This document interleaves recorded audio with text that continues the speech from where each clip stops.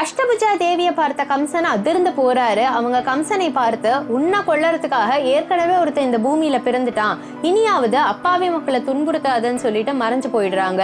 தேவகி கிட்டயும் வசுதேவர்கிட்டயும் மன்னிப்பு கேட்டு கம்சன் அவங்கள சிறையிலிருந்து விடுவிக்கிறாரு. இருந்தாலும் தன்னை கொல்லறதுக்காக பிறந்த குழந்தைய எப்படியாவது தான் சீக்கிரம் கொன்னறணும்னு அமைச்சர் கூட்டத்தை கூட்டுறாரு. 15 நாளைக்குள்ள இந்த வடமதுரையில பிறந்த எல்லா குழந்தைகளையும் கொல்லுங்கன்னு 3 அரக்கர்களுக்கு ஆணையிட்டு அவங்களை அனுப்பி வைக்கிறாரு. அதே சமயத்துல யசோதா தேவி கண் விழிக்கிறாங்க. தனக்கு பக்கத்துல அழகா சிரிச்சிட்டு இருக்கிற கண்ணனை பாக்குறாங்க. இரவு மாயையால அவங்க தூங்கி போயிட்டதுனால தனக்கு பெண் குழந்தை பிறந்த விஷயமே அவங்களுக்கு தெரியாது. கண்ணனை பார்த்தோன்னே இவன் தான் தனக்கு பிறந்த குழந்தைன்னு நினைக்கிறாங்க. அந்த குழந்தைய ஆசையா கையில எடுத்து கொஞ்சறாங்க. பல வருஷம் கழிச்சு இந்த குழந்தை பிறந்திருக்கிறதுனால அந்த குழந்தையினுடைய ஒவ்வொரு அசைவையும் ரசிக்கிறாங்க. கண்ணனுக்கு 6வது நாள் வருது. 6வது நாளை மிகப்பெரிய விழாவா கொண்டாடுறாங்க. பக்கத்துல இருக்கக்கூடிய எல்லா ஊர்கள்ல இருந்தும் ஆட்களை கூப்பிடுறாங்க. எல்லாருமே அவங்களுடைய மாளிகைக்கு வராங்க.